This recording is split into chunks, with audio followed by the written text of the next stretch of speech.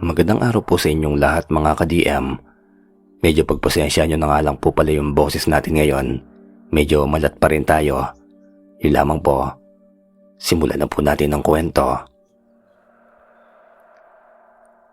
Kung ang Mount Banahaw ay tinaguri ang banal na bundok o the Holy Mountain, kung saan talagang sinasadya't dinarayo itong akyatin ng mga deboto at antingero tuwing mahal na araw, kabaligtaran naman ito sa taguri ng katabi nitong bundok na pinansagan namang the Devil's Mountain, ang Mount Cristobal. Hinango ang pangalan ng bundok na ito kay Cristobal o kay San Cristobal, ang patron ng mga manlalakbay. Ngunit saan nga ba matatagpuan ang mahiwagang bundok na ito? At bakit nga kaya ito tinaguri ang bundok ng mga nilalang sa ilalim ng lupa? Ayon sa pag-aaral, ang lokasyon ng Mount Cristobal ay matatagpuan sa Luzon at nasasakop ito ng hangganan ng Laguna, San Pablo at Dolores, Quezon. Ang bundok na ito ay bahagi ng Mount Banahaw San Cristobal, protected landscape na may sukat na 10,900 at isang kabuuang ektarya ng saganang kagubatan, kabundukan at kalupaan. May taas din itong 4,820 mula sa lebel ng karagatan.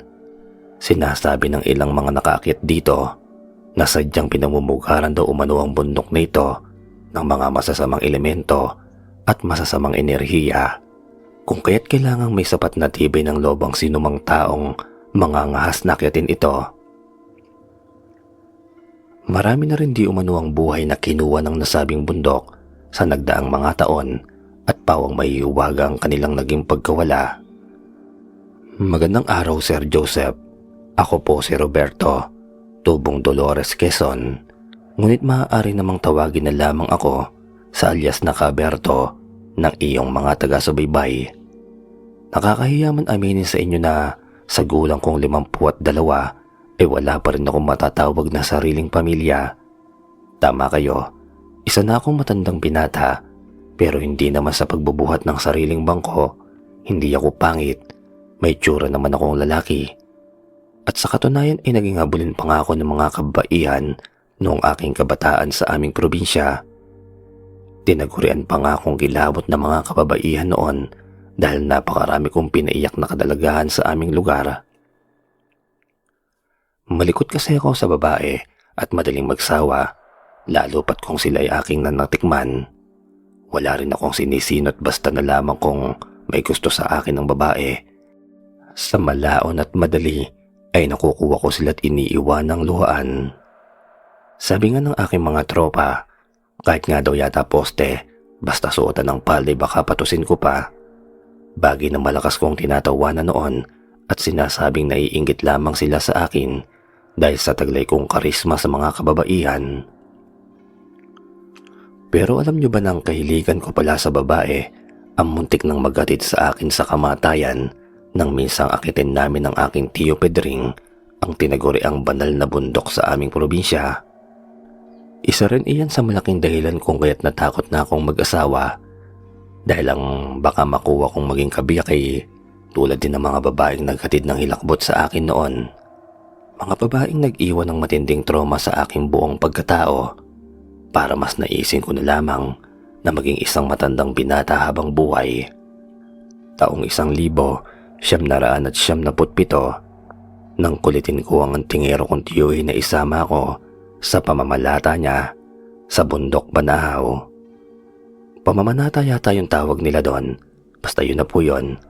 Ginagawa niyang pag-akit sa nasabing bundok taon-taon upang palakasin pa umano ang kapangyarihang taglay ng karga niyang mga anting-anting at mutya.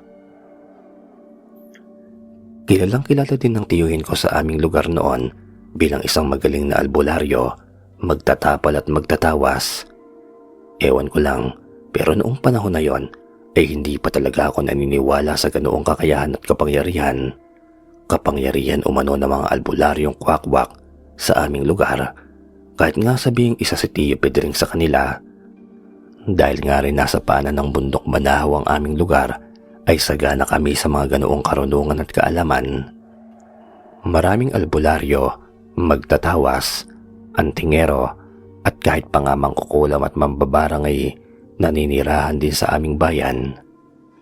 Madalas, maraming tao rin buhat sa iba't ibang panig ng Pilipinas ang dumadayo pa mismo sa aming lugar para magpagamot lamang sa pag-asang milagrong gumaling ang kanilang malalang karamdaman. Hindi ko naman pwedeng saklawan ang mga sarili nilang paniniwala, lalo pa nga't iyon na nga lang ang natitira nilang pag-asa sa buhay. Karamihan kasi sa mga tao ay walang sapat na pera para magpagamot sa mga lisensyadong doktor. Yun na nga, Sir Joseph, nagpaalam nga ako sa aking mga magulang tungkol sa plano kong pagsama sa banal na bundok sa aking tiyo Pedring. Pero anong laking dismaya ko nang hindi sila pumayag dahil noong panahon na yon ay laganap din ang kwento-kwento tungkol sa di umano sa mga aswang na nanggaling pa umano sa Kabisayaan. Sakay ng barko at tumaong umano sa pantalan ng bayan ng Atimonan, Quezon. Ayon pa sa bali-balita, simula din noon ay madalas nang nakakatakot at malalagim na mga pangyayari sa iba't ibang panig ng aming probinsya. Naroong may natatagpo ang mga biktima umano ng mga aswang na winakwak ang dibdib at kinuha ang mga laman loob. Meron din mga buntis na wakwak din ng tiyan at kinuha pang sanggol sa sinapupunan. At marami pang kwento-kwento tungkol sa kanila. Bagay na madalas kong tawanan lamang din noong panahong yon dahil may sarili akong paniniwala sa buhay. Para kasi sa akin noon, to see is to believe. Saka lang talaga ako maniniwala pag nasilayan ko ng dalawa kong mga mata ang sinasabi nga nilang aswang. Dahil nga sa bikatigasan talaga ang ulo ko at sa pagnanais ko na mapatunayan kung talaga nga bang may bisa ang mga anting-anting na taglay ng aking tiyuhin, ay sinuway ko ang aking mga magulang. Sinabi ko kay Tiyo Pedring na pumayag na sila na ako'y sumamang mamundok kahit ang katotohanan ay hindi naman talaga. Sabi ni Tiyo'y magtatagal raw kami sa Banahaw ng humigit kumulang 1 linggo bago muling bumaba sa kabayanan dahil kailangang madasalan at maorasyonan ng lahat ng kanyang anting-anting at mutya. Iyon ay upang mas mangibabaw daw ang kapangyarihan at kabutihan ng kanyang mga karga laban sa kasamaan. Oo lang ang isinasagot ko sa kanyang mga ibinibilin sa akin patungkol sa nalalapit naming pamamundok dahil lang totoo, lahat ng kanyang sinasabi hindi ko naman iniintindi. Pasok sa isang tenga, labas naman sa kabila.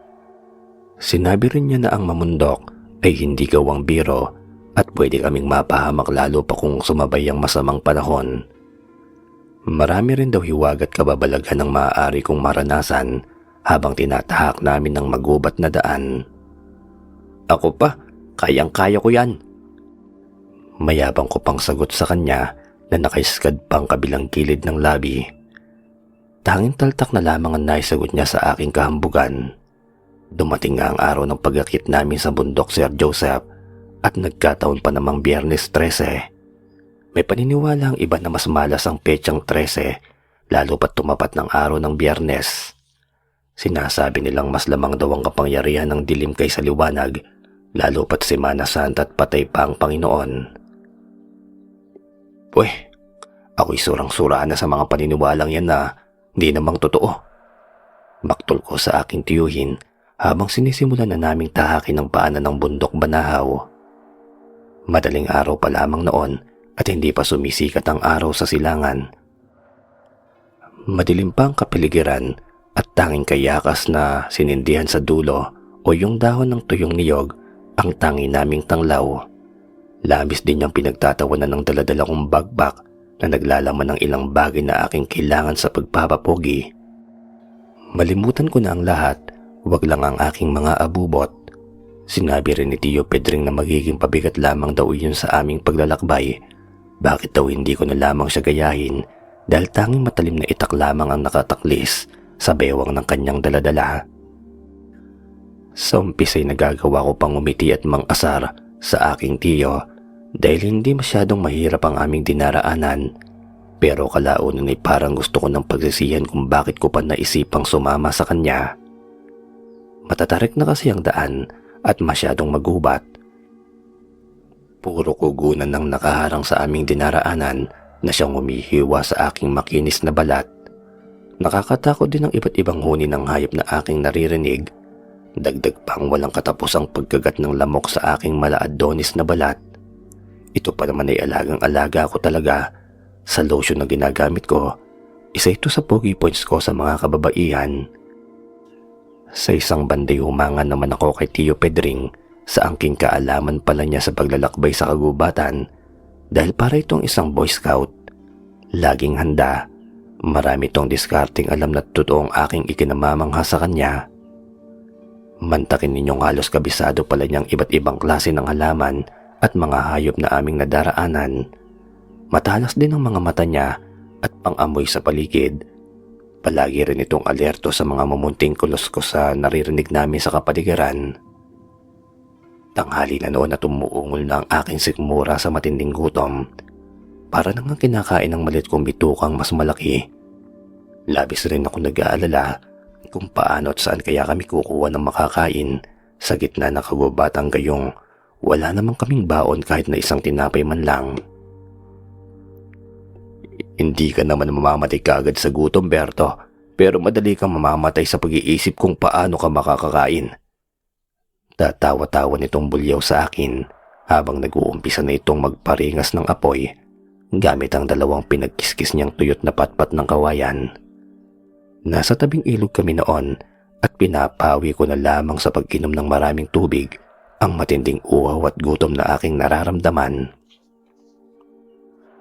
Sa madaling sandali ay nakapagparikit kaagad si Tio Pedring ng apoy nang walang kahirap-hirap. Pagkatapos ay tinungo naman ito ang kalapit na kawayanan at pagbalik ay may dala-dala ng labong o yung usbong ng batang kawayan. Binalatan niya yun at kaagad na isinugba sa apoy.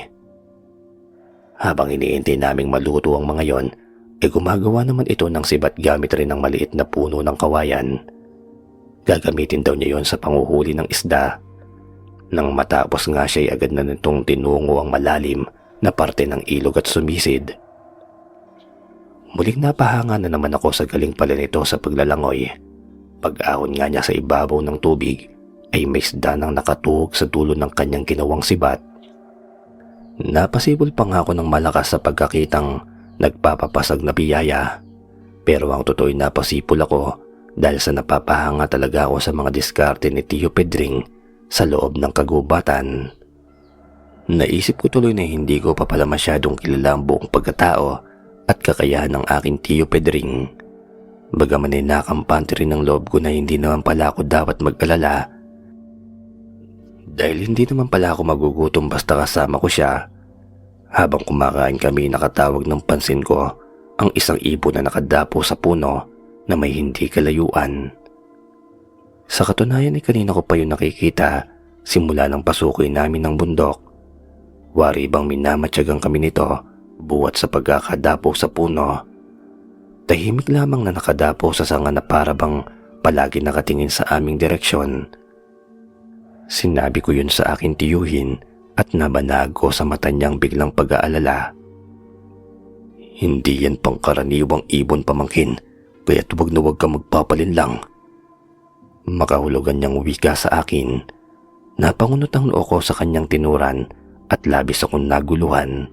Pero kinalma nito ang aking kalooban at sinabing kahit anong mangyari ay hindi naman niya ako maaaring pabayaan.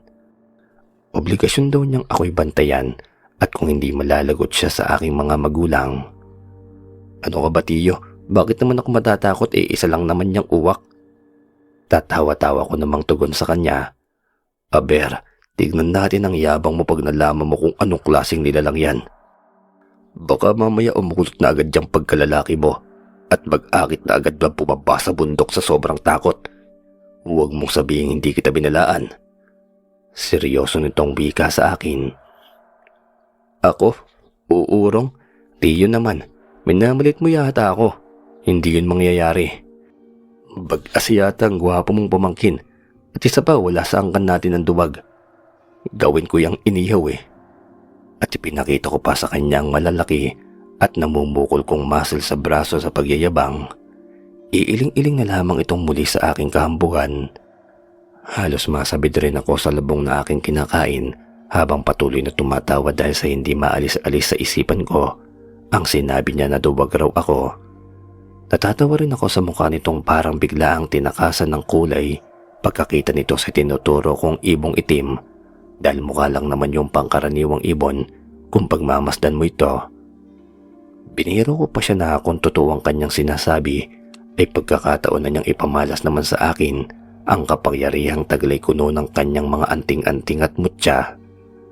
Pero mukhang seryoso talaga siya at tuluyan ng nanahimik habang ipinagpapatuloy namin ang maganang pagkain. May ibinigay din siyang isang kwintas sa akin at sinabing wag na wag kong iwawali iyon sa aking katawan kahit anong mangyari at siguraduhin ko daw na nakadikit sa aking balat dahil iyon daw ang magsisilbing proteksyon ko habang kami ay namumundok. Tinitigan ko lamang ang kwintas at napansin ng tila buhay na bato sa gitna niyon pero hindi ko isinuot. Sa halip ay binulsa ko lamang dahil hindi ko gusto ang itsura nun. Luma ng talit malibag pa. Tingin pa lamang ay kakatihin na ako. Masailan kasi ako sa gamitan at parang ayaw ko talaga iyong lumalapat sa aking balat. Binatukan ako ni Tio Pedring sa aking ginawa pero hindi naman binawi ang kwintas. Iiling-iling na lamang ulit ito habang muli naming pinagpapatuloy ang paglalakad. Matigas daw talaga ang ulo ko't hindi nakikinig sa payo ng matatanda. Habang patuloy naming sinusuong ang magubat na kabundukan ay walang sawa naman akong kumakanta ng ubod lakas.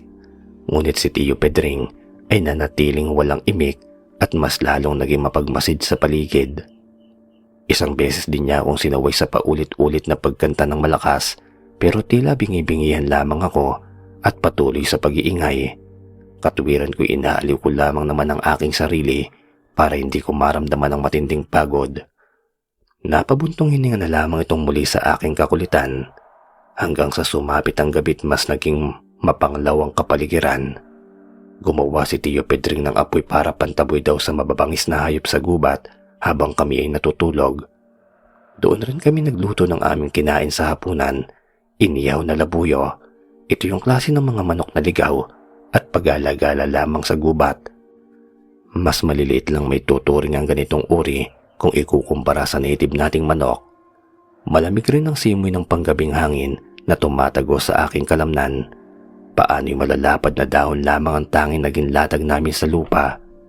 Nais ko sanang magreklamo pero batid kung wala naman akong magagawa kung hindi yang magtiis. Humiga na lamang ako at pinagmasdan ng magandang sinag ng buwan. Kabilugan pala ng gabing iyon at nakakaaliw pagmasdan ng mga kumukuti-kutitap na bituin sa kalangitan. Pagdakay ng unot ang noo ko nang mapagmasdang mabuti ang buwan dahil tila mayroon doong kakaiba. Parang mayroong tila isang malaking ibon na walang tigil ang pagkampay ng malapad na pakpak paharap sa bilog na buwan na waring nakadipat sumasamba. Inilang pikit mulat ko muna ang aking mga mata pero sadyang nandoon pa rin ang nilalang. Sa kalkula ko'y napakalaki ng ibon na yon dahil kung iisipin ay nasa himpapawid na nga iyon at napakalayo na ng distansya sa amin pero halos sakupin pa rin ang pumapagaspas nitong pakpak ang kabilugan ng buwan.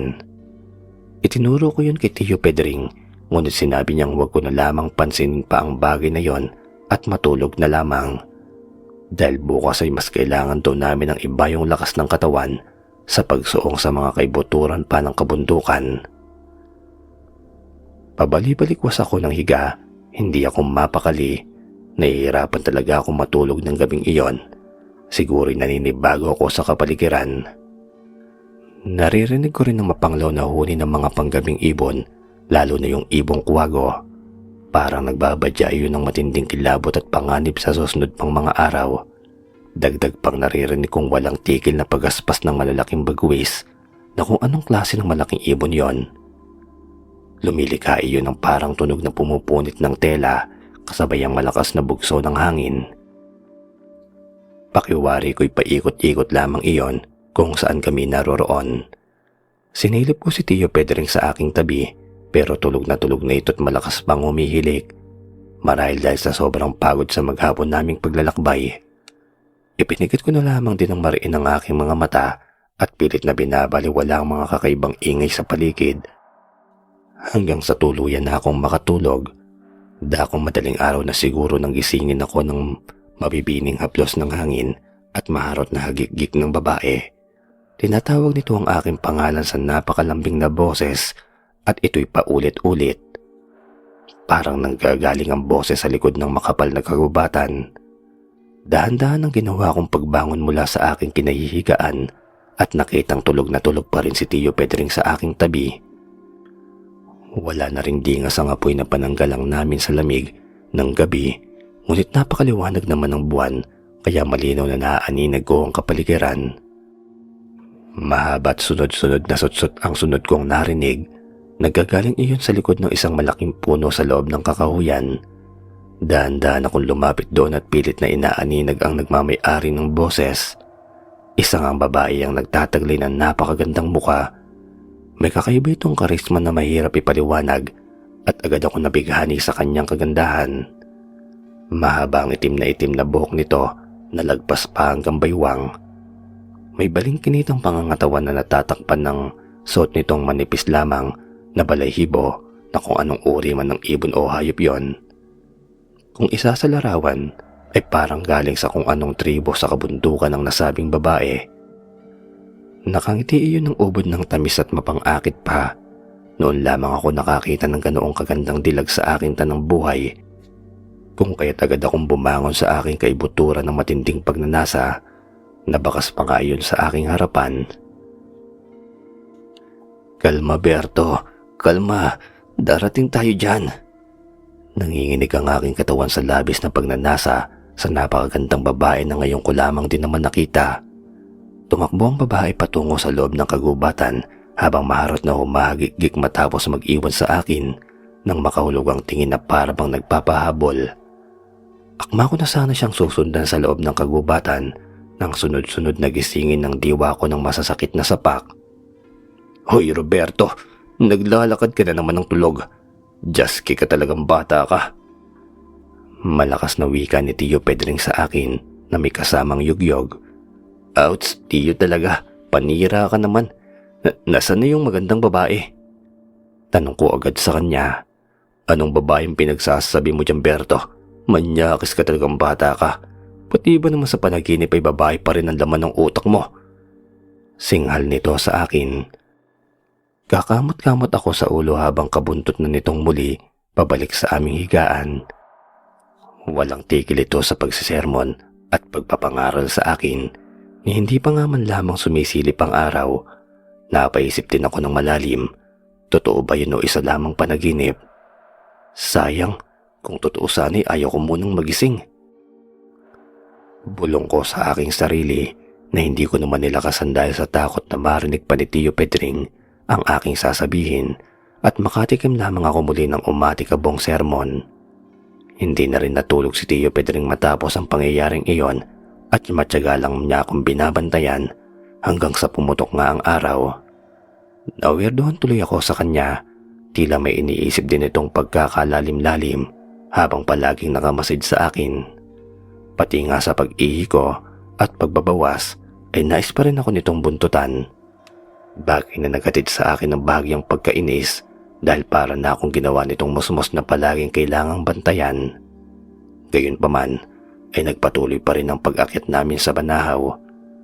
Ulanan at arawan kami sa daan. Nais ko nang sumuko dahil totoong hindi pala talaga biro ang mamundok. Nakakasumpa pa lang ganitong karanasan, pero itong si Tio Pedring ay hindi ko man lamang nabakasan ng pagod. Mas maliksi at mas magilas ito kumpara sa aking kumilos. Nasa kaloob-looban na kami ng Banahaw ng mga sandaling iyon nang may marinig kaming tila boses ng mga nagdarasal na kalalakihan. Sinundan namin ang mga boses at namangha ako sa aking nakita. Grupo ng mga kalalakihan nga na nakahubad baro na para bang nagre-ritual. Mga nakaluhod at nakasubsob pa sa lupang mga muka at waring dinadasala ng isang malaking puting bato na may nakaukit na animoy isinulat sa wikang Latin. Nagpatuloy ang aming pagmamasid sa grupo ng palihim hanggang sa magulat ako dahil isa-isa silang pinagtatataga ng matalas na gulok ng tumatayong pinuno ng kanilang grupo. Habang patuloy pa rin sumasambit ng mga katagang hindi ko naman maunawaan, namilog ang mga mata ko sa sindak at takot Dahil iyon ang unang beses na nakakita ko ng ganoong karahasan, hindi ko rin naiwasang mapasigaw ng malakas kung kaya natuon sa amin ang kanilang atensyon. Totoong natakot ako sa mga tingin nilang waring kay babangis at handang sumugod at pumaslang. Akma na sana akong tatakbo palayo nang pigilan ako ni Tio Pedring at malakas ako nitong pinagtatawanan. Nangunot tuloy ang noo ko sa pagtataka at inasal niya. Isa-isa nang lumalapit sa kinaroroonan namin ng mga kalalakihan. Tila bigla ang nagbago ang kanilang mga aura. Ang kaninang mababangis nilang pagmumuka, ngayon ay meron ng malawak na ngiting nakapaskil sa kanilang mga labi. Ganoon na lamang ang pagkamangha ko sa kanila nang isa-isa silang lumapit sa amin. Tinititigan ko pa sila ng may pagtataka. Bakit ganon? Bakit hindi sila tinalaban ng mga pagtataga? Samantalang kitang-kita ko kanina kung paano silang malalakas na harabasin ng gulok ng kanilang pinuno. Wala man lamang silang dinamong sugat kahit ultimo bakas. Nang tuluyang ang makalapit sa amin ng mga yon, ay nagbigay galang sila sa aking tiyuhin at sabik na nakipagkamay. Parang kay tagal na nilang magkakakilala. May pinag-uusapan din sila na hindi ko naman maintindihang wika habang nakatuon ang mga mata nila sa akin. Sinabi sa akin ni Tio Pedring na hindi dapat katakutan ng grupong iyon dahil hindi sila kaaway. Bagkus ay mga kaibigan, mga grupo rin sila ng antingero at nandoon din upang magpalakas ng mga taglay nilang anting-anting. Tinatawag silang magkakabal, mga kalalakihan na nagtataglay ng mas makukunat na balat kaysa pangkaraniwang mga tao. Hindi sila tinatablan o nasusugatan gamit ang mga patalim na yari sa metal at bala. Ngunit pwede pa rin silang masaktan kung ang gagamitin laban sa kanila ay galing sa kalikasan. Ilang ilog, mga kabundukan at kakahuyan pa ang aming nilakbay bago namin narating ang lugar na sadya ng aking tiyuhin. Isang kuweba iyon na sagrado para sa mga deboto ng bundok Banahaw. Ang kuweba kung saan magsasagawa ang tiyuhin ko ng ritual para madagdagan umano ang kapangyarihan ng kanyang mga anting-anting at mutya. Si Tio Pedring na lamang daw ang maaaring pumasok sa loob ng nasabing kuweba dahil masyado ng delikado iyon para sa akin. Maaari daw na hindi na siya makalabas pa. Antayin ko na lamang daw siya sa labas ng kuweba at wag kong kalimutang isuot ang kwintas na ibinigay niya sa akin. Kahit daw kanino, ay huwag na huwag akong magtitiwala at sasama dahil marami daw ang mapanlil lang sa bundok na iyon at malamang naghihintay lamang ng tamang pagkakataon. Bago naman daw sumapit ang dilim, ay babalikan niya ako sa labas ng kuweba. Sinunod ko naman ang bili ng aking tiyo, liban na lamang sa suotin ng kwintas dahil talagang tingin ko pa lamang doon ay kinakatina ko. Pero ang pangako niyang magbabalik bago kumagat ang dilim ay hindi nangyari. Medyo nakaramdam na rin ako ng pag-aalala dahil baka kung ano na ang nangyari sa kanya sa loob ng kuweba. Nangangamba din ako para sa aking sarili dahil sa aking pag-iisa sa labas, ano kaya ang mangyayari sa akin kung tuluyang hindi na bumalik ang aking tiyuhin? Nagsisimula na namang humuni ang mga pagkabing ibon at mga kuliglig. Pinapangat na rin ako ng sangkaterbang lamok kaya naisipan kong gumawa ng apoy. Nagtagumpay naman ako kaya naman ganoon na lamang ang tuwa ko. Pakiramdam ko noon ay napakagaling ko na. Matyaga akong hinintay ang pagbabalik ni Tio Pedring habang pinaglalabanan ng matinding antok. Mahirap nang makatulog ng nag-iisa. Kalkula ko noon ay hating gabi na ngunit hindi pa rin bumabalik si Tio Pedring. Nakatalong ko lamang ako ng upo sa tabi ng apoy para paglabanan ng ginaw ng gabi. Ayaw ko nang matulog dahil sa naglalarong samot-saring isipin na namamahay sa aking utak ng mga sandaling iyon. Nasa ganoon akong pag-iisip ng makarinig ng sunod-sunod na sutsot na nagmumula sa madilim na bahagi ng kasukalan. Sino yan? Magpakita ka. Hindi ako natatakot sa'yo. Ngatal kong tanong. Ngunit maharot na hagik-gik lamang ng babae ang naririnig kong tugon. Sino sabi yan eh? Tapang-tapangan ko pang tanong muli. Mula nga sa kasukalan ay lumabas ang isang napakagandang babae. Nahigit ko na lamang ang sariling hininga nang mapagmasdan ng kabuuan nito. Parang Diyosa ang ganda't nasisilig pa sa maninipis niyang suot ang napakaganda nitong katawan. Impit akong napasipol. Ilang beses din ako napalunok ng laway dahil sa biglaang pag-init ng aking pakiramdam. Para bang may nais kumawala sa akin. "Sumama ka sa akin, Berto. Pinapasundo ka sa akin ng tiyuhin mo." Uwi ka ng babae sa napakalambing na boses habang dahan-dahang lumalapit sa aking tabi. Wala na sa sinasabi ng babae ang atensyon ko kung hindi sa ginagawa nitong mainit na pagkaplos sa aking katawan. Babae talaga ang kahinaan ko, lalo pat hindi lamang basta napakaganda, kundi napaka-perpekto rin ang hugis ng pangangatawan. Tila na-hipnotismo na ako ng naturang babae. At walang angal ko itong sinundan nang magsimula nitong takbuhin ng madilim na kagubatan. Exciting at kakaibang pagkasabik ang dating noon sa akin. Wala na akong pakialam pa kung nahihiwa ng balat ko sa mga talahib at sanga na aking dinaraanan. Ang nasa isip ko lamang noon ay masundan ng babae kung saan man ay tututungo. Hanggang sasapitin ko ang sangang daan at doon lumiko ang babae. Walang pag-aalinlangang tinahak ko rin iyon. Pansin ko rin na mas sumirap pa lalo ang aking dinaraanan at mas lalong kumipot. Bumigat din ang aura ng kapaligiran, parang biglang nalipat ako sa ibang lugar. Sa paligid ay nagkalat din ang punong aroma na humaharang at nagpapahirap palalo sa aking dinaraanan.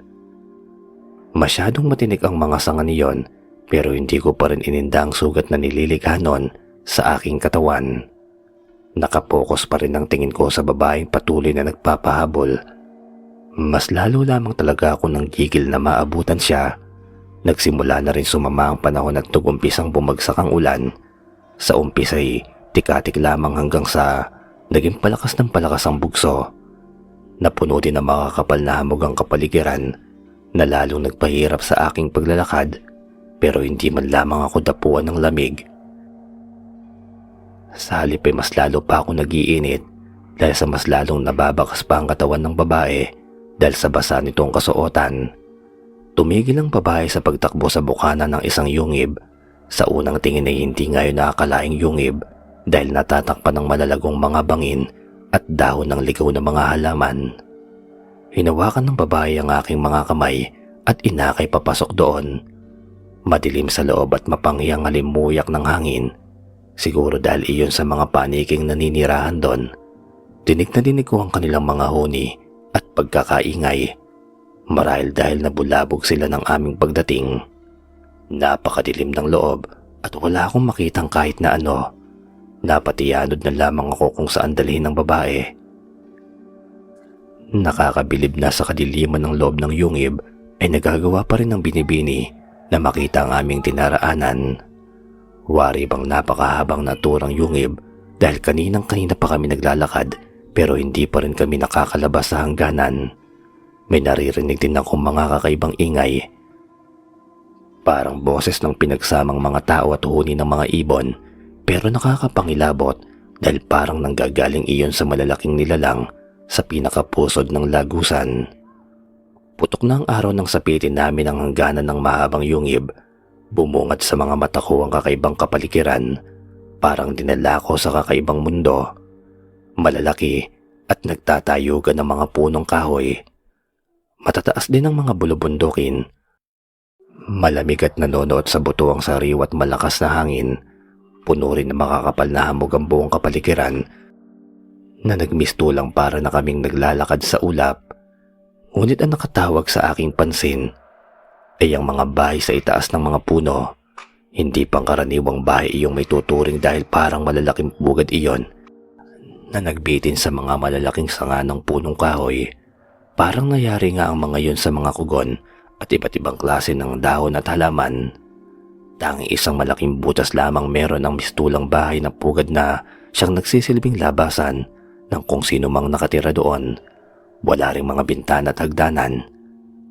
Naging malaking palaisipan tuloy sa akin kung paanong inaakyat iyon ng pangkaraniwang tao. Maligayang pagdating sa aming pamayanan, Berto. Aking mahal, ako si Amaya, ang iyong magiging kabiyak. Nakangiting turan at pagpapakilala sa akin na magandang babaeng aking kahawak kamay simula pa kagabi. Napaubo ako sa narinig ko.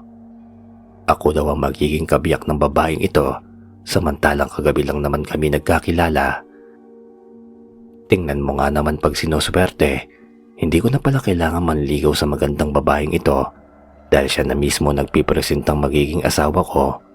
Iba na talaga pagwapo, babae na ang kusang lumalapit. Paniguradong pag naiuwi ko siya sa aming lugar ay tiyak nakakainggitan pa ako lalo ng aking mga katropa.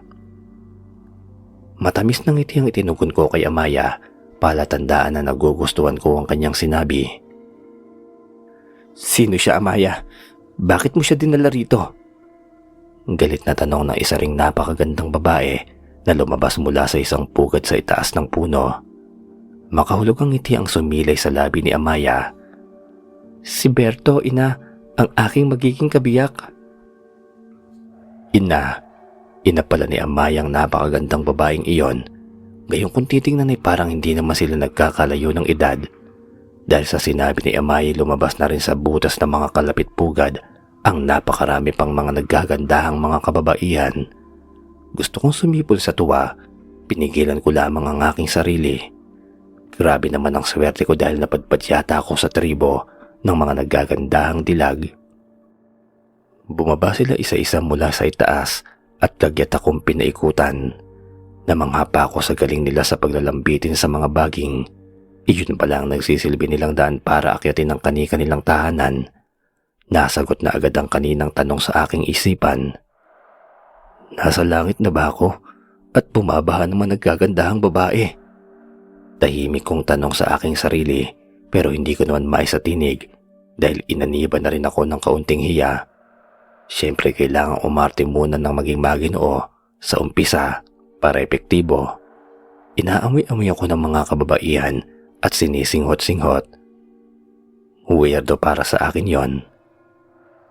Napakabango mo naman, paniguradong masarap ka.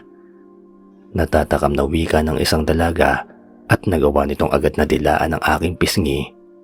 Ngunit malakas na sampal ang ibinigay dito ni Amaya at nabaka sa maganda nitong mukha ang matinding galit. Sa akin siya. Ako ang nakatagpo sa kanya. Humanap kayo ng sa inyo. Nagkakaintindihan ba tayong lahat? Madamot nitong turan sa mga kababaihan at maras niya akong hinila pakyat sa isang puno. Marahil iyon ang kanyang tahanan. Nilingon ko ang mga kababaihan at nagawa ko pang mag-iwan ng isang makahulugang kindat at ngisi sa mga iyon. Naisip ko din na sa kabila ng kagandahang taglay ni Amaya ay may ugali pala itong bayolente. Kung sa bagay ay yung mga ganoong tipo ang gusto ko sa babae. Pagdating namin sa itaas ng bahay ni Amaya ay wala namang kalaman-laman ang loob niyon. Tanging bunton lamang ng tuyong dayami ang naroon na waring nagsisilbing tulugan ng dalaga. Wala rin man lamang lutuan kaya naisip ko kung paano kaya siya kumakain. Tahimik ko lamang muling tanong sa aking isipan, ngunit hindi ko naman muling isinatinig. Pero tila yata nabasa ni Amaya ang laman ng aking iniisip ng mga sandaling yon, kaya agad siyang nagpaliwanag. Kung gusto mong kumain paghirapan mong mangasot manguha ng prutas sa kagubatan at doon mo kainin. Ganoon araw-araw ang ginagawa ng lahat ng tao dito. Sagana ang kagubatan, andoon ang lahat ng pangangailangan para mabuhay. Sariling sikap dito, walang asahan, bawal ang tamad. Buhayin mo ang iyong sarili at bawal kang dumepende sa iba. Ganito umiikot ang pamumuhay ng aming pamayanan. Paliwanag nito sa akin. Isa pa pala, selosa akong babae. Ang pag-aari ko ay hindi na maaaring ariin ng iba. Hindi mo gugustuhin magalit ako. Banta pa niya sa akin na kagad na bakas sa maganda nitong muka. Ang kakaibang emosyon na tila bumangis. Tanging tango lamang ang naisagot ko sa kanya dahil wala na sa sinasabi niya ang atensyon ko. Kung hindi ay nasa magandang kurbana ng kanyang katawan. Kaninang-kanina pa ako nagpipigil at gigil na gigil sa kanya. Sa isip ko'y sa oras na mapagsawaan ko rin naman siya, ay madali lamang umiskapo sa kanilang lugar. Ganoon naman talaga ang bisyo ko pagdating sa mga babae. Wala pa sa bokabularyo ko ang magpatali sa kahit na sinong anak ni Eva, pero parang matatagalan ng pamamalagi ko sa lugar na yon dahil ang gandang taglay ni Amaya ay parang ang gandang hindi mo kayang pagsawaan kaagad. Dagdag pa na marami ring ibang kadalagahang magaganda ang naninirahan doon. Marami akong pamimilian. Sa isip ko nga'y parang napadpad ako sa isang tunay na paraiso. Sawang-sawa ng mga mata ko sa magagandang tanawin dahil taglay ng bawat isa sa kanila ang matatayog at malulusog na katawan.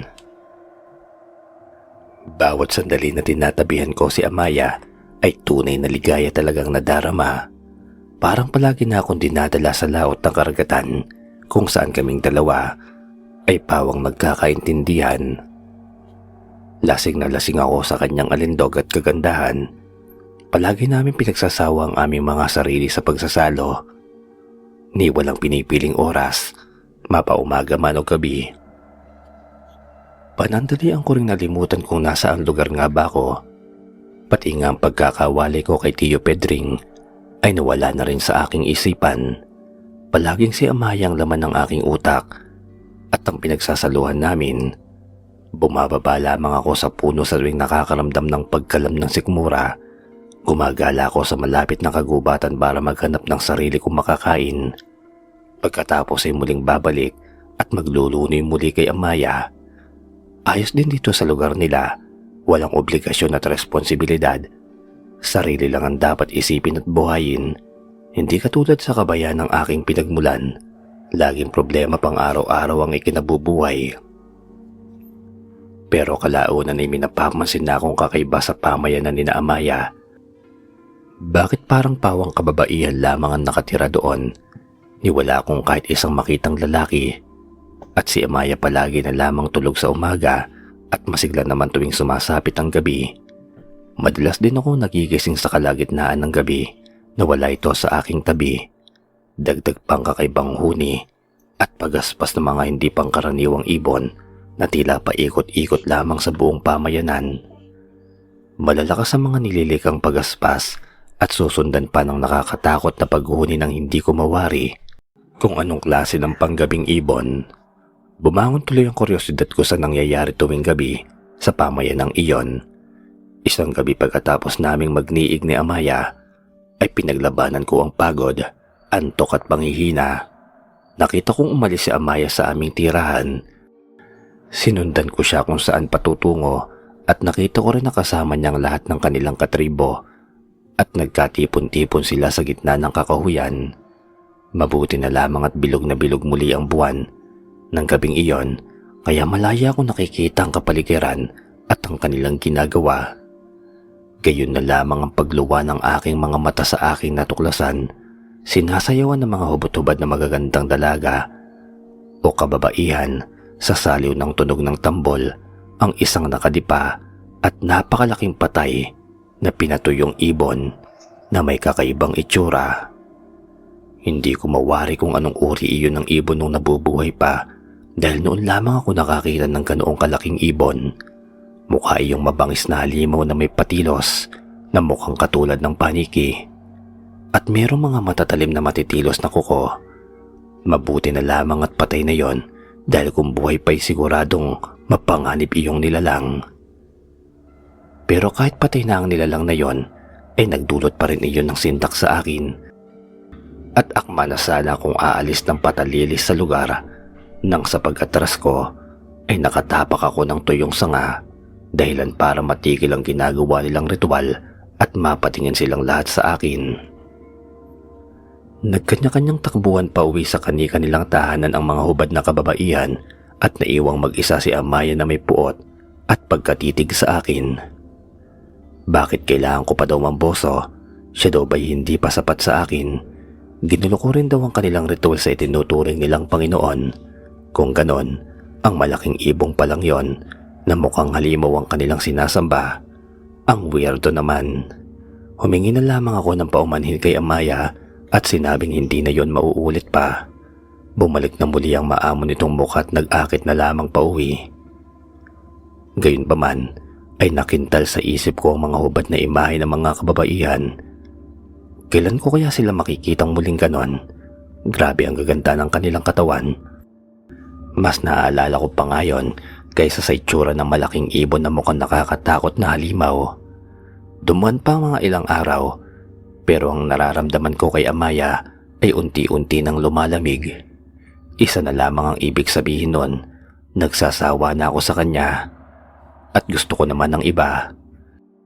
Pansin ko rin na sa bawat araw na lumilipas ay tila yata pabawas ng pabawas rin ang aking timbang. Unti-unti akong pumapayat at parang humihina ang katawan. Naisip ko na lamang na marahil dahil iyon sa nasosobrahan na ako kay Amaya. Binabawi ko na lamang ang aking panghihina sa pagkain ng marami. Napansin ko rin na habang tumatagal ay may pagkabosing si Amaya at palagi na lamang akong sunod-sunuran sa bawat naisin niya.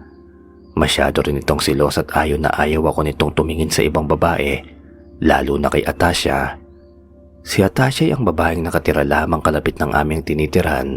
Sobrang ganda rin ng babaeng iyon, makinis ang kutis at morena. Alam kong may kahulugan ng bawat tingin at titig niya sa akin. Batid kong korsonada niya rin ako.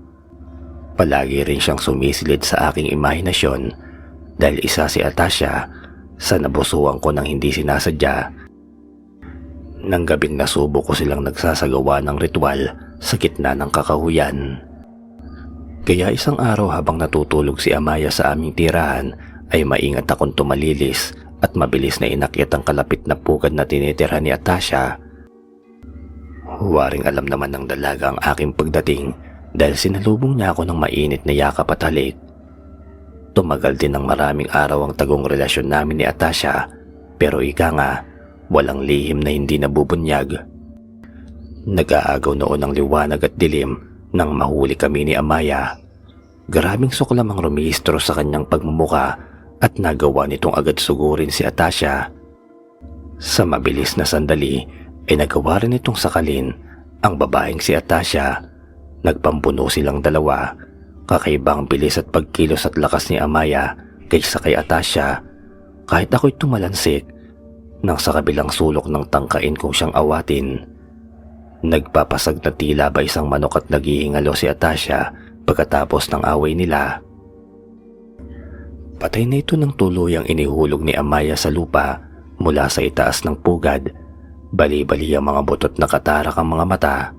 Hindi tuloy ako makapaniwalang kayang gawin iyon ng isang babae lamang. Pagkatapos nun inabalik sa akin ang mapulat ng lilisik na mata ni Amaya. Ako naman ang napagbalingan nito. Ganun na lamang ang gulat ko na magsimulang tubuan siya ng matitilos na pangil. Naiba rin pati boses niya na tila ba galing sa kailaliman ng kuweba. Malagot nakakatakot. Bakit, Berto? Bakit mo ako niloko? Akala ko pa naman ay iba ka sa kanila.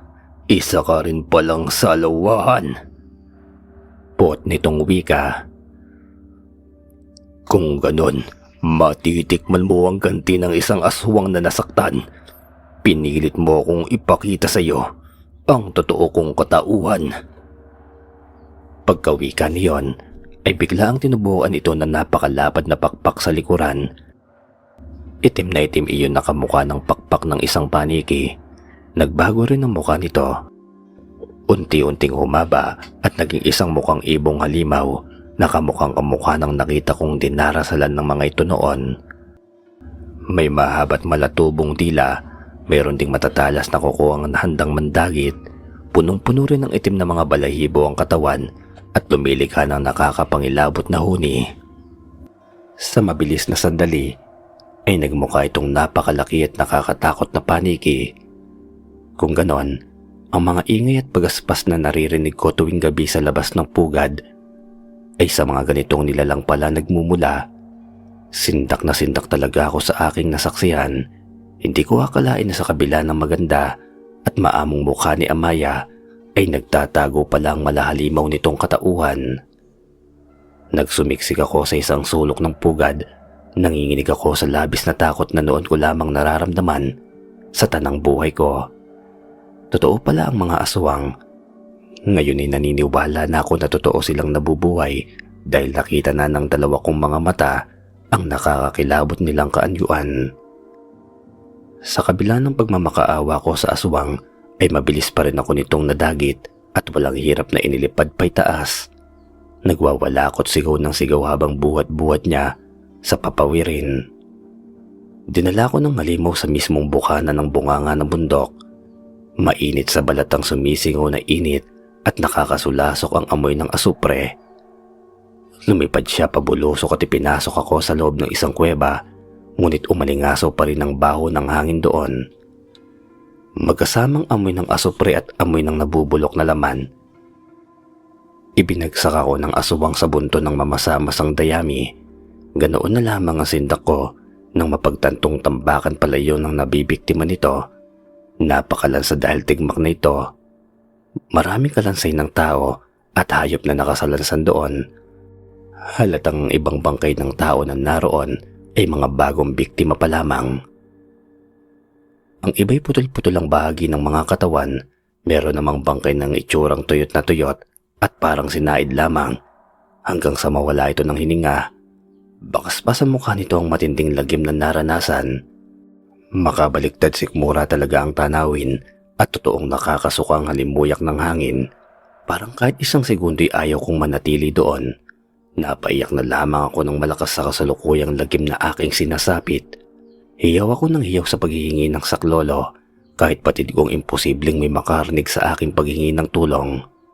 Noon ko lamang naalalang muli ang aking tiyo Pedring. Walang kapaguran kung paulit-ulit na inihihiyaw ang kanyang pangalan.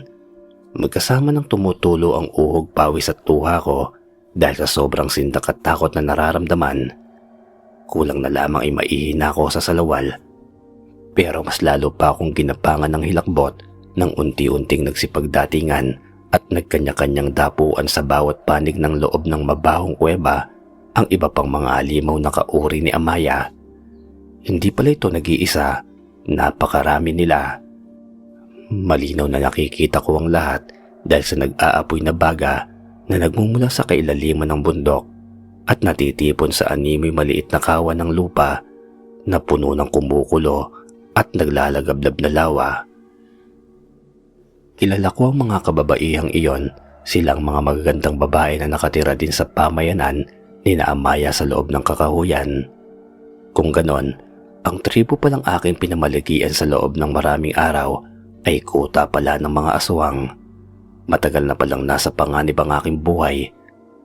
Ngayon ko lang napagtanto dahil nalasing ako noon at nabulag kay Amaya.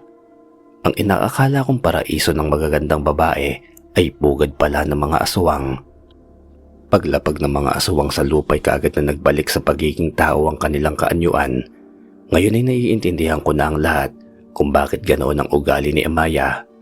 Siya pala ang tumatayong prinsesa ng mga aswang na naroon at ang ina nito ang reyna. Sila ang sinusunod ng iba pa nilang kauri. Nilapitan ako at ginugod ng mga aswang patungo sa kanilang altar. Itinali nila ako ng pahiga sa ibabaw ng malapad na bato sa kanilang kaligitnaan. Nagsimula ng muling tumunog ang tambol, palatandaan ng muling pagsisimula ng kanilang ritual. Nagsimula din silang umindak ng maharot sa saliw ng magandang tunog. Inikot-ikutan nila ako kasabay ang matinding ritual na sinasambit ng kanilang mga labi. Tumatarak pa sa kanilang mga mata ang labis na pagsamba. Kung napaiba lamang sana ang sitwasyon ay baka abot hanggang tenga ang ngiti ko. Pero ngayon batid kung anong uri na sila ng nilalang ay kinakatakutan ko na ang bawat paghaplos at pagdampi ng kanilang palad sa aking katawan. Katapusan ko na ba? At kaya sila nagsasaya dahil sa anumang sandali ay ang katawan ko na ang kanilang pagpipiestahan. Tumigil ang tunog ng tambol habang silang lahat ay nakapaikot sa akin. Huminto na din sila sa pag-indak at matamang nakatingin sa akin nang mababangis habang unti-unting nagbabagong muli ang kanilang kaanyuan. Nakakapangilabot ring marinig ang pag-aangilan ng kanilang boses. Sa mabilis na sandali, ang mga bata nilang kagandahan ay napalitan ng huklubang pagmumuka. May saburgang buhok at kulubot na mga balat. Ito pala ang totoo nilang itsura at gumagamit lamang ng hipnotismo para magmukha magandang kababaihan sa mata ng pangkaraniwang tao. Tumatawa sila ng may kasamang hagik-gik na animoy mga bruhang mangkukulam. Hindi ako makapaniwala. Gusto kong masok dahil nagawa ko makisama ng paulit-ulit sa halos 3 beses na ang edad sa akin. Nagsimula muling tumalim ang kanilang mga mata at muling tinubuan ng mga malalapad at malalaking pakpak ang kanilang mga likuran hanggang sa tuluyan na naman silang magpalit ng anyo patungo sa pagiging nakakatakot na aswang. Tumutulo rin ang malalapot nilang laway dahil siguro sa kasabikang matikman ng aking laman. Sabay-sabay din nilang inilabas ang kanilang malalagkit na malatubong mga dila na ngayon bumabasa at tumitila sa aking buong katawan. Nakakapanginig rin sa tuhod ko ang kanilang mga nakakapangilabot na ungol na waring nanggagaling sa kaibuturan ng kuweba. Tuluyan na nga ako napaihisa sa lawal sa labis na takot. Imbit akong napagulgol sa nalalapit kong katapusan. Ipinikit ko na lamang ang aking mga mata nang makitang sabay-sabay na silang dadaluhungin ako. Ngunit isang pamilyar na tinig ang narinig kong sumigaw at hinahamon ng mga aswang. Nang imulat ko ang aking mga matay, nakita ko ang aking tiyuhin kasamang iba pang mga antingero nitong mga magkakabal na kalalakihan na nakilala namin noon sa pag-akyat ng bundok. "Tantanan niyo ang pamangkin ko. Kami ang harapin niyo, mga kampo ng kadiliman." Matapang na wika ni Tio Pedring sa mga aswang. Dahil sa pagdating nito'y tuluyan na akong napahagulgol ng iyak. Akala ko talaga'y katapusan ko na. Mabuti na lamang at hinanap nila ako. Dahil sa nangyari, nabaling kina Tio Pedring ang atensyon ng mga aswang at silang nakipagdiskita ang suguri ng mga ito. Nagtagisan sila ng lakas at kapangyarihan, naging labo-labo ang labanan. Aswang laban sa mga antingero.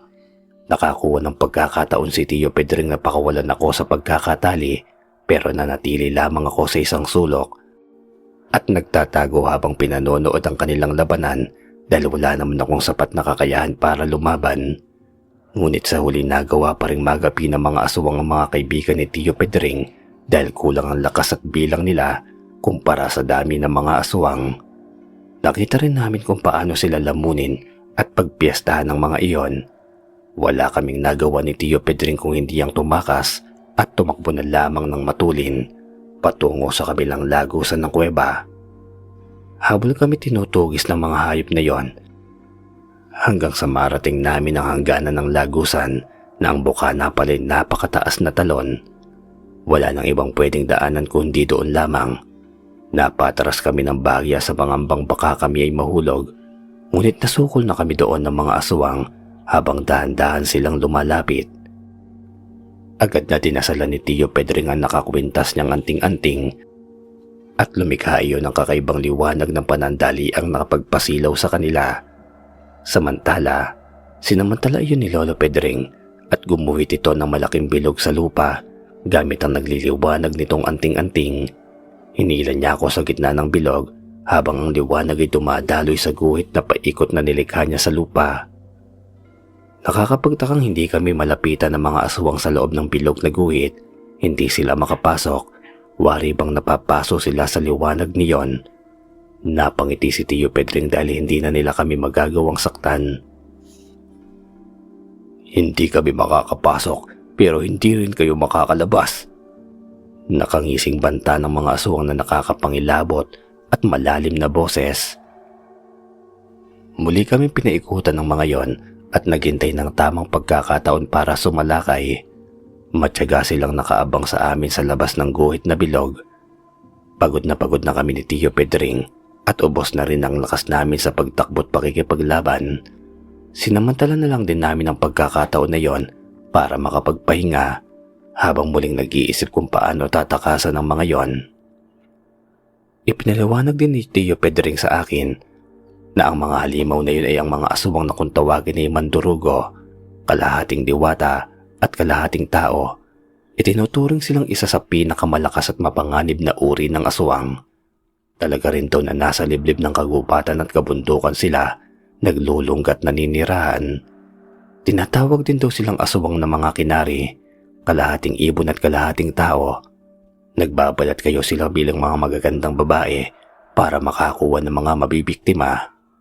Madalas rin silang mapagkamalang manananggal, ngunit malaki ang kanilang kaibahan dahil hindi mga buntis na babae ang kanilang puntirya, kundi mga kalalakihan. Ginagamit nila ang taglay nilang alindog at kagandahan upang madaling malansi ang kanilang nakursunadahang biktima. Alam na alam nila ang kahinaan ng mga kalalakihan at ang magagandang kababaihan, kaya iyon ang ginagamit nilang paraan. Dahan-dahan din nilang pinapaslang ang kanilang nabibiktima sa pamamagitan ng pagsipsip gamit ang malatubo nilang dila habang nagniniig sa gabi. Ginagawa iyon ng mga mandurugo para makaiwan ng sariwang dugo sa tao gabi-gabi nang sa ganon ay hindi sila maubusan ng pinagkukunan. Para hindi sila paginala ang asubang at para hindi rin mahirapang humanap ng mabibiktima araw-araw, inuunti-unti lamang nilang paslangin ng lalaki hanggang sa tuluyang maubusan na yun ng dugo. Wala rin doon lalaki mandurugo, puro sila kababaihan. Kung nagkataong mabuntis sila ng kanilang nakatalik na mga lalaki, ay ang kanilang nagiging supling ay walang awa nilang kinakain. Pero kung naging babae naman ay hahayaan nilang mabuhay para mas dumami pa ang kanilang lahi. Meron din doon namang mandurugo na tapat kung magmahal sa bawat lalaking kanilang nakukursunadahan, ngunit sa oras na masaktan sila at lokohin, ay matitikman ng lalaking iyon ang bangis ng kanilang pagiging aswang. Katulad na lamang ng nangyari ngayon sa akin. Talagang pinupuntirya din daw ng mga mandurugo ang mga lalaking may matitipuno at malalaking mga pangangatawan. Dahil nangangahulugan iyon na makapagbibigay iyon sa kanya araw-araw ng pangangailangan niya. Bagaman at mas paborito nilang uminom, pero kumakain din daw sila ng laman ng tao. Ang aswang ay aswang at likas na sa kanilang pagkain ng sariwang laman. Ang ipinagkaiba lamang nila sa ibang uri ng aswang ay meron silang katalinuhan dahil nakakaisip sila ng paraan para sa gabi-gabing mapunan ng kanilang pangangailangan. Ayaw nilang nauubusan ng pinagkukunan, pero sa oras na malagutan rin daw ng hininga ang kanilang biktima dahil sa pagkaubos ng dugo, ay ang katawan naman ito ang kanilang pagkukulan ng kakainin. Kung ganon, kaya naman pala sa bawat araw na lumilipas ay unti-unti kong nararamdaman ang panghihina dahil iniinom pala ng aswang na yon ang aking dugo nang hindi ko nalalaman sa tuwing nag-iisa kami ng aming katawan. Dagdag pang niloko ko ito at sinaktan, kaya mas lalong lumabas ang kanyang pagkaaswang na naging dahilan para mapadali ang pagpaslang niya sa akin. Kahit nasa bingit na kami ng katapusan, ay nagawa pa rin akong sermonan ni Tio Pedring kung bakit daw ba hindi ko sinunod ang bili niyang isuot ko ang kwintas niyang ibinigay sa akin. Hindi raw sana'y hindi ako nabiktima ng mga mandurugo kung hindi lamang naging matigas ang aking ulo. Wala na rin daw kami sa bundok ng Banahaw, dahil natangin na pala ako ng mga aswang sa tuktok ng kalapit na bundok na kung tawagin nga nila ang Mount Cristobal. Kung saan ang bundok na ito maraming nakatagong hiwaga dahil taguan ito at kublihan ng mga nilalang ng dilim. Napatda ko sa sinabi ni Tio Pedring dahil wala akong kalam-alam na nakatawid na pala ako sa ibang bundok. Ang buong akala ko'y parte pa rin ng lugar na yun ng bundok Banahaw. Kung ganon, ang yungib na tinaha ko pala noon na siyang dinaanan namin ni Amaya ay lihim na lagusang patawid sa isa pang bundok. Mabuti na lamang pala't nasundan pa rin ako ng Tio Pedring dito. Buong akala ko'y iniwanan na niya ako dahil maraming araw na raw na nawawala ako tinahanap niya. Humingi na rin daw siya ng tulong sa mga kaibigan nitong antingero para mapadali lamang ang paghahanap sa akin. Ginalugad na raw ng mga ito ang bundok Banahaw, ngunit hindi nila ako natagpuan doon. Kaya naglakas loob silang pasukin ang katabi nitong bundok na Mount Cristobal. Kahit batid nilang mapanganib dahil ang lugar na yon ay kaaway ng kabutihan. Kwento rin ni Tio Pedring na kaya naantala ang paglabas nito sa kuweba ay dahil naharangan ng kumuhong mga bato ang kanyang daraanan.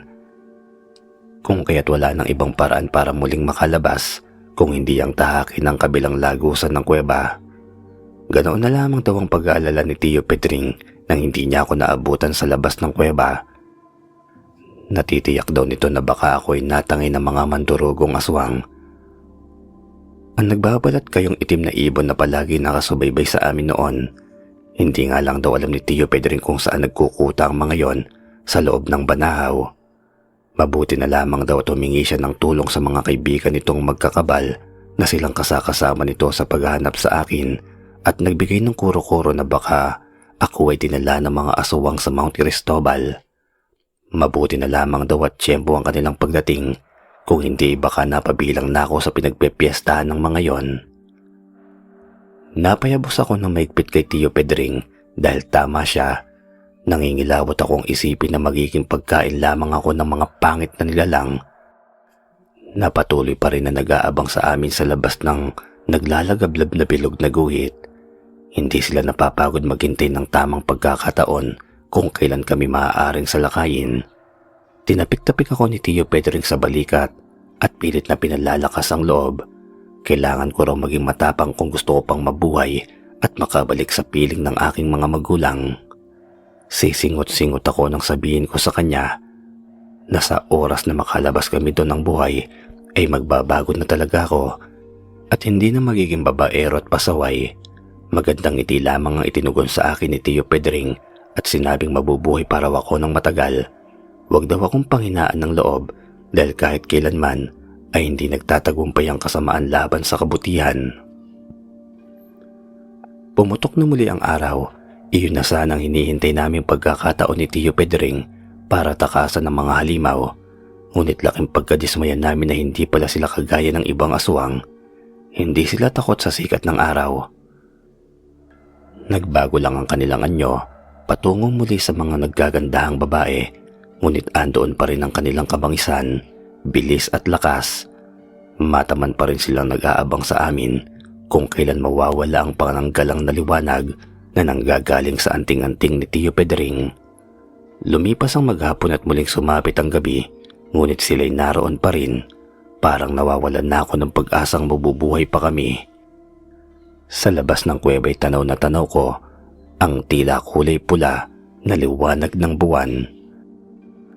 Nakakapanindig balahibo rin ang walang katapusang pag-aalulungan ng mga asong bundok.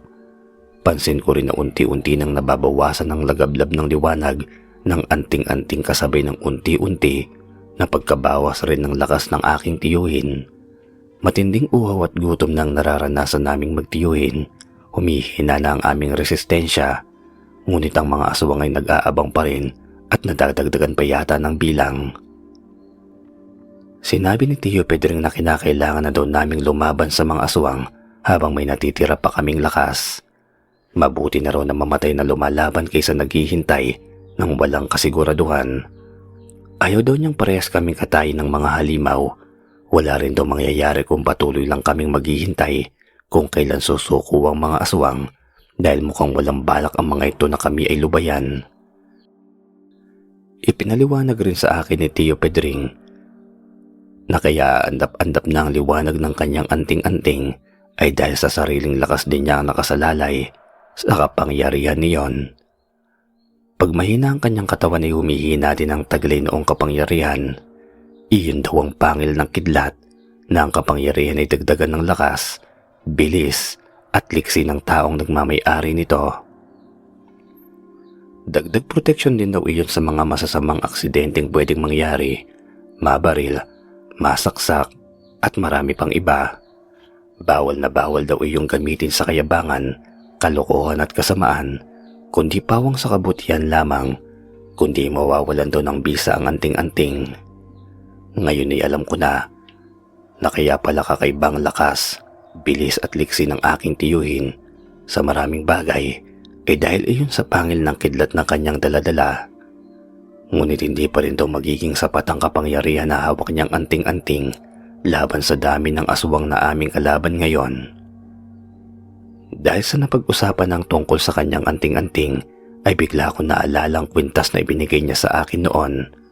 Sa pagkakatanda ko ay hindi ko naman inalis yon sa bulsa na aking suot. Ganoon na lamang ang tuwa ko nang makapako yun sa aking bulsa at agad kong ipinakita sa aking tiyuhin. Parang nakahinga ito ng malubag pagkakita sa binabalik kong kwintas at sinabing iyon ng anting-anting na tagabulag. Ang sino man doon na may suot niyon ay hindi makikita ng kanyang kalaban o kahit na sino mang may tangkang masama sa buhay na may hawak noon. Kung sana'y suot ko daw yun nung naghihintay ako sa kanya sa labas ng kuweba, baka raw hindi ako nagawang tangayin ng mapagpanggap na aswang. Ngunit magsisiman ako'y huli na nasa bingit na kami ng kamatayan ni Tio Pedring ngayon dahil sa katigasan ng ulo ko at pagkahilig sa magagandang babae. Nalagay ko lamang tuloy sa panganib ang buhay naming dalawa, pero nilubag ni Tio Pedring ang kalooban ko habang isinusuot niya sa leg ko ang anting-anting na tagabulag at sinabi na kung hindi ko rin naman doon naranasan ng lahat ng naranasan ko ngayon, ay malamang na baka hindi pa rin ako matututo at nanaisin na magbago. Napangiti na lamang ako sa kabaitan ng aking tiyuhin dahil sa kabila ng lahat ay ipinakita pa rin nito ang matinding pagmamalasakit at pagmamahal sa akin. Muli akong napayakap sa kanya ng mahigpit at napahagulgol ng iyak. Sinabi ko na ayaw ko pang mamatay sa ganoong kalagim na paraan. Kinalma muli ako ni Tio Pedring at sinabing hindi niya hahayaang mangyari yon sa akin. Handa rin daw siyang isugal ang sariling buhay, matiyak lamang ang aking kaligtasan. Mula sa bibig nito'y may iniluwa siyang isang kumikislap na bato. Dalisay na puti ang kulay niyon at hiniling niyang lunukin ko yun habang tinitignan niya ako na may matinding emosyon na mahirap basahin. Walang angal ko siyang sinunod dahil aaminin ko, nang mga sandaling yun ay paniwalang paniwala na talaga ako sa bisa ng kanyang mga anting-anting at mutya dahil ang mga yun na nga ang kasulukuyang nagpoprotekta sa amin laban sa bangis ng mga aswang. Iyan ang mutya ng tubig. Ingatan mo sana pamangkin at alagaan. Ipinagkakatiwala ko ang mga yan sa iyo. Ikaw na ang bagong nagmamay-ari sa kanila.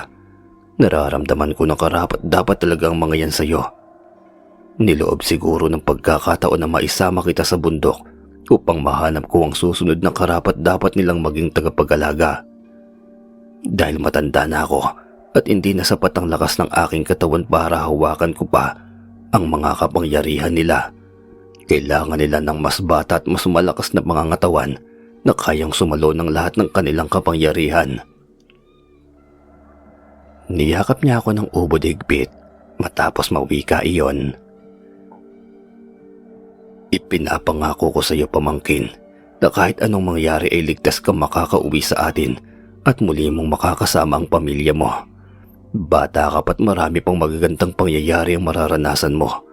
Ako'y matanda na't kakaunti na lamang ang ilalagi ko sa mundo. Nangunot ang noo ko sa mga katagang sinasambit ni Tio Pedring ng mga sandaling iyon. Tila ba nagpapaalam na ito sa akin.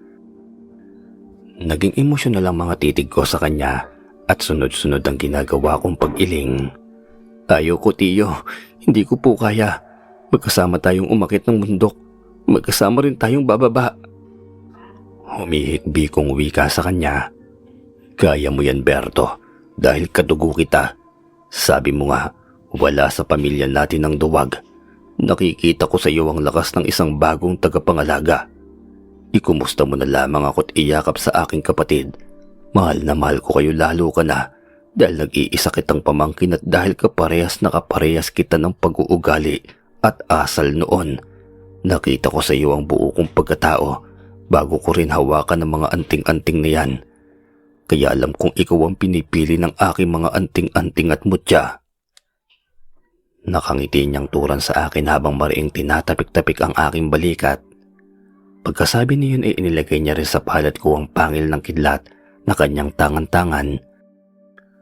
Nagulat na lamang ako sa malakas niyang pagtulak sa akin sa napakataas na talon, dahilan para tuluyan akong mahulog. Habang pumapaimbulog ako sa ibaba ng talon, ay dinig na dinig ko ang huli niyang sigaw at habilin. Ang tubig ay buhay, pamangkin. Sundan mo lamang ang agos ng tubig at pakinggan ang idinidikta ng mutya at paniguradong dadalhin ka niya sa ligtas na lugar. Malakas nga akong bumagsak sa malalim at rumaragas ang tubig ng talon. Ganoon na lamang ang takot ko dahil hindi pa naman ako marunong lumangoy. Pero ganoon na lamang din ang gulat ko dahil nagawa akong makahinga sa ilalim ng tubig at makalangoy ng mabilis. Nagawa ko ring labanan ng malakas at marahas na bugso ng tubig na bumabagsak mula sa itaas ng talon. Kung ganon, ito pala ang kapangyarihan ng mutya ng tubig na ipinagkatiwala sa akin ng aking Tio Pedring. Sisingap-singap ako nang marating ang pangpang ng ilog at pati hayang napahiga. Mabuti na lamang at maliwanag ang sinag ng buwan. Malaking tulong iyon para malinaw ko pa ring makita ang kapaligiran.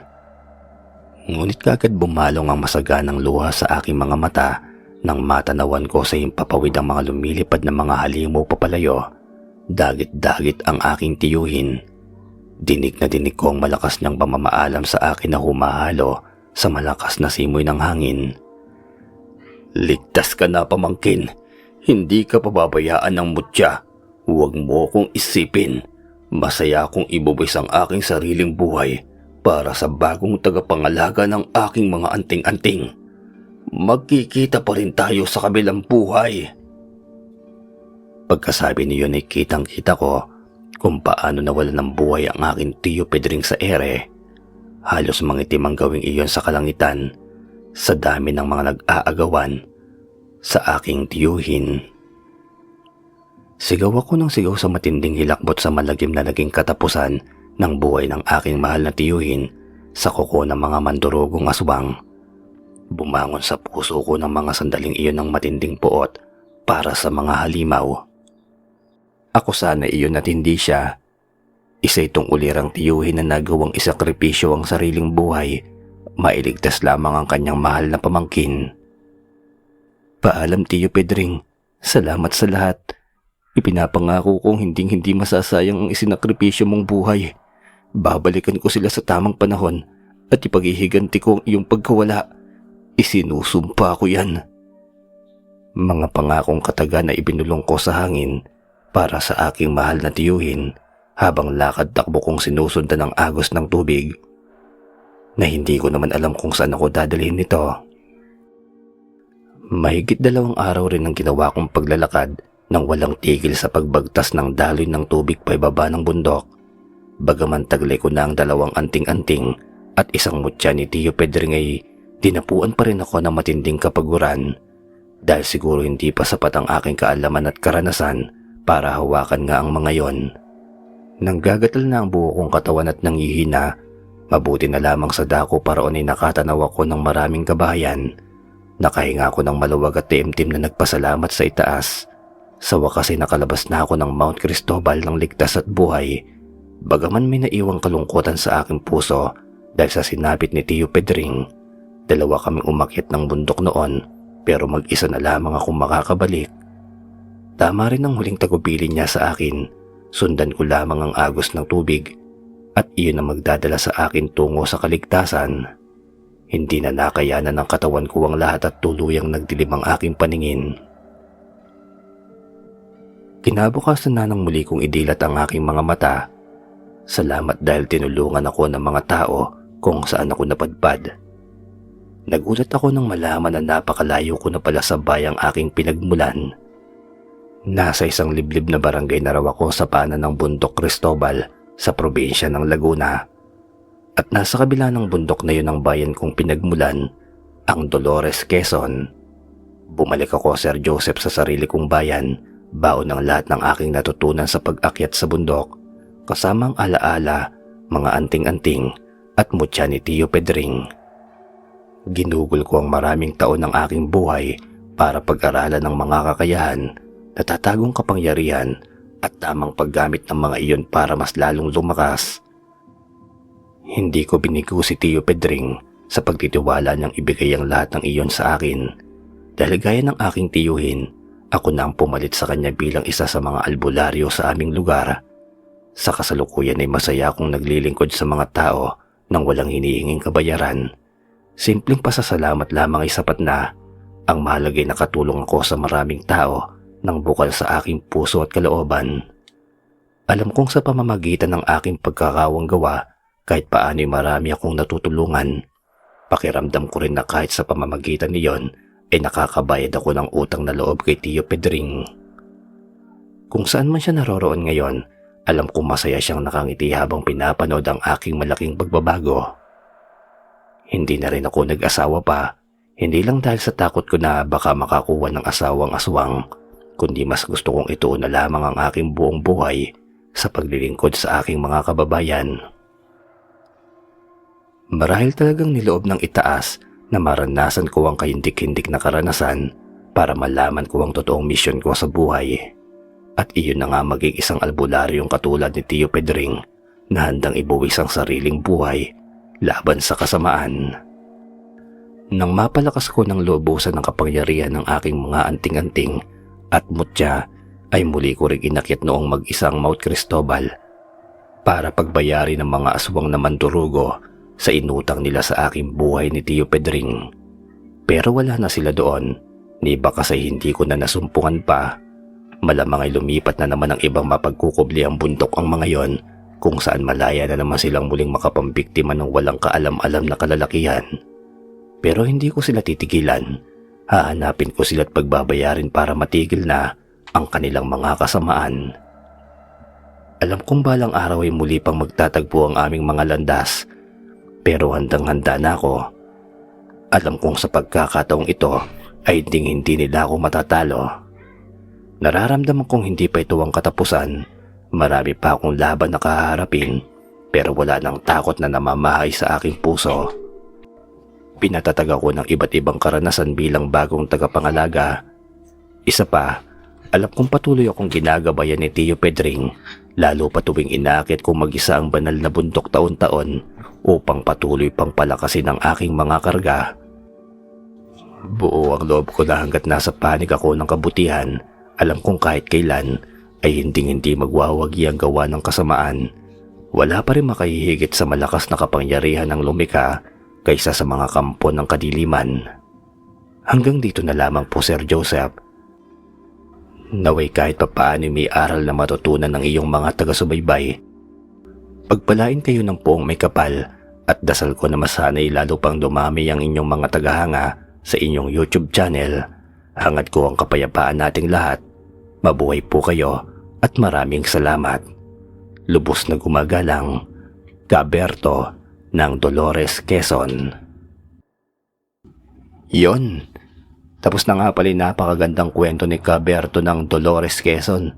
Sa tansya ko yung mga taon siguro tong 60s o 70s kasi binata pa siya rito. Tapos nasa 50 na raw siya mahigit ngayon. Yun lamang. Pagpasensya nyo na nga pala yung mga ingay at saka yung medyo pagkamalat ng aking boses. Siguro nahahalata nyo yan na habang pinapakinggan ito. Yun lamang po. Maraming salamat sa inyong lahat